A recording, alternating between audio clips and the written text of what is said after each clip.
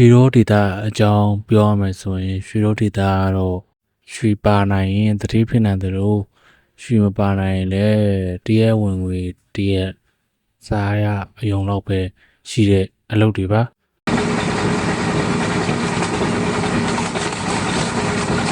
ဘူးလုံနေတာဆိုရင်တဲစာတွေကိုပေါ်ထည့်ပြီးတော့အင်ဝိုင်းလဲသူကို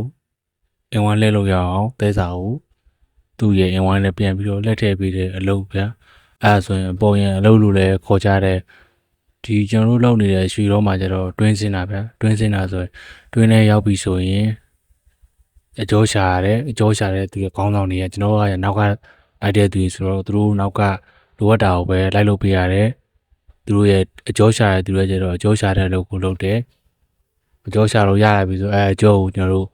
တူတွေဆိုတွေနဲ့ရိုက်တယ်ရွှေရောဒေတာသူဆိုတည်ရမတည်ရသူတွေဆိုရင်ရှေ့ကတန်ကိုခြုံမိနေတဲ့ဟာနဲ့နောက်ကတူနဲ့ရိုက်တယ်အဲ့လိုမျိုးအလုပ်လုပ်ရတယ်အကျော်တွေပါတယ်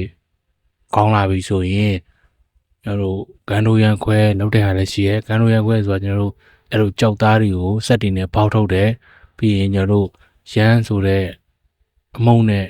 ကျွန်တော်တို့ဟာနဲ့ခွဲထုတ်တယ်အဲ့လိုခွဲထုတ်ပြီးတော့အကျိုးတွေအများကြီးရလာဗျခဲသားတွေအများကြီးရလာအဲ့တော့ကျွန်တော်တို့အပေါ်ပြန်တင်တယ်အပေါ်ပြန်တင်ပြီးတော့ကျွန်တော်တို့တဲစာပြအောင်အဲ့လို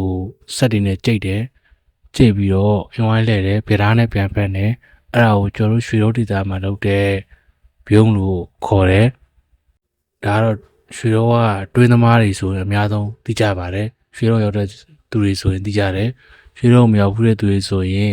ဒီအလုပ်တွေကနည်းနည်းလေးခက်လန်းလန်းနေဆိုပြီးတော့မှဘယ်သူမှမသိနိုင်တဲ့အလုပ်တွေဖြစ်ပါတယ်အခုကျွန်တော်ရိုက်ပြနေတဲ့ဗီဒီယိုတွေဆိုရင်ဒါတွင်းပေါ်မှာပဲရှိသေးတယ်တွင်းထဲကနေကြောက်သားတွေဘလို့ရှားရတယ်အကျိုးတွေဘလို့ရှိရဲဆိုတာလည်းကျွန်တော်ကအများကြီးရိုက်ပြပေးဖို့ရှိပါတယ်ကျွန်တော် YouTube channel ကိုလည်း like and subscribe နဲ့အားပေးခဲ့ဖို့တောင်းဆိုပါတယ်အခုမှ channel လေးစပြီးတော့တောင်းတာဖြစ်တဲ့အတွက်နောက်လည်းဗီဒီယိုတွေအများကြီးတင်ဖို့အတွက်ဆက်ပြီးကြိုးစားသွားပါမယ်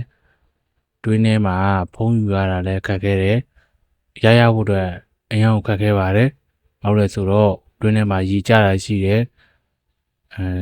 ဒူတော်မှမနေသွားတဲ့နေရာတွေရှိတယ်အားကြောင့်မလို့ဒီဖုံးကျွန်တော်တို့ရိုက်ဖို့အတွက်နည်းနည်းလေးခက်ခဲဖြစ်ပါတယ်ကျွန်တော်တို့ကိုယ့်အကိုရိုက်တယ်ဘာမှလည်း